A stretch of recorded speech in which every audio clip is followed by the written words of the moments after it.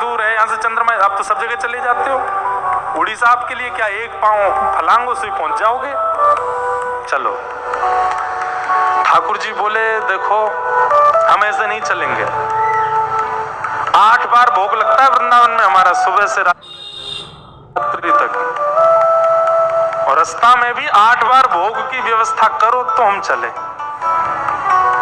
बोला मैं कर दूंगा व्यवस्था, पूरी अपनी संपत्ति लुटा दूंगा, लेकिन आप लो। भगवान पीछे पलट के मत देखना। भोग पाने के बाद जब हम चला करेंगे तो हम पीछे चला करेंगे, तुम आगे आगे चलना। बोले क्यों? बोले हम मधुर मधुर मुस्कान, मधुर मधुर मधुर ढंग से चलते हैं, कहीं हमारी किसी छवि पर तुम मोहित होकर प्राण त्याग दिए तो? हमारी छवि तो प्राण हरण कर लेती है, अब हमारी किसी छवि पर तुम्हारे प्राण चले गए तो वन में अकेला रह जाऊंगा मैं, इसलिए तुम पीछे मत देखना। उसने कहा कि मुझे कैसे पता चलेगा कि आप चल रहे हो?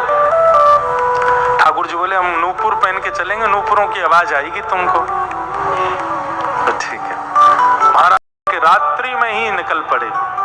ठाकुर जी नूपुर बजाते हुए टेढ़ी मेढ़ी सी चाल लटक झटक करके चल रहे हैं। चलते सीधे नहीं है, टेढ़े मेढ़े ही चलते हैं।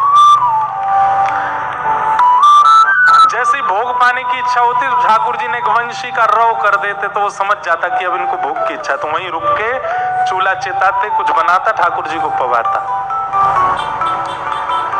जैसे ही उड़ीसा आया, समुद्र के तट पर पहुंचे, चलते चलते ठाकुर जी के नूपुरों की आवाज आनी बंद हो गई। समुद्र की रेत प्रवेश कर गई नूपुरों में। और जैसे ही नूपुरों की आवाज आनी बंद हुई तो उसने पीछे मुड़ करके देखा तो ठाकुर जी कोई मधुर आसन बना करके खड़े थे, कोई मधुर अपने त्रिभंगी स्वरूप बना करके खड़े थे। रूप देखते पहले तो मोहित हो गया, दूर से बलैया लेने लगा, नेत्र सजल हो गए, ठाकुर जी के रूप लावण्य पर वारी हो गए। ठाकुर जी बोले हमने मना किया था ना, हमको मत देखना। ठाकुर जी कितने सुंदर हैं आप। अब मेरी एक बात मान लीजिए, क्या आप यहाँ तक आ गए हैं, अब कृपा करो यहीं बस जाओ, अब वापस वृंदावन मत जाओ, यहीं रह जाओ।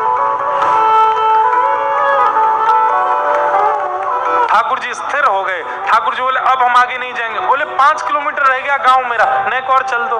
भगवान बोले इतने किलोमीटर चल के आ गए, अब 5 किलोमीटर तेरे गांव के नहीं आ सकते यहाँ पे? बुला ला उनको यहीं पे। और फिर ठाकुर जी ने कहा ये जगन्नाथपुरी का मार्ग है, कालांतर में लोग जगन्नाथपुरी जाएंगे, तेरी साक्षी देने के लिए मैं यहाँ आया हूँ। अब नियम लेता हूँ, जो भी यहाँ आएगा सबकी साक्षी रखूंगा कि सब जगन्नाथपुरी आए थे। इसलिए उनका नाम पड़ा श्री साक्षी गोपाल। भक्ति कैसी?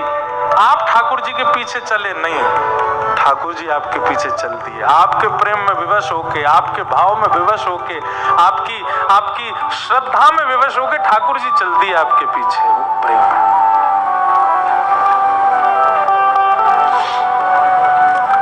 भगवान ने साक्षी दी और गांव के लोगों ने उसका ब्याह करा दिया। ठाकुर जी ने ब्याह की भी साक्षी करी। ऐसे श्री गोपाल जी।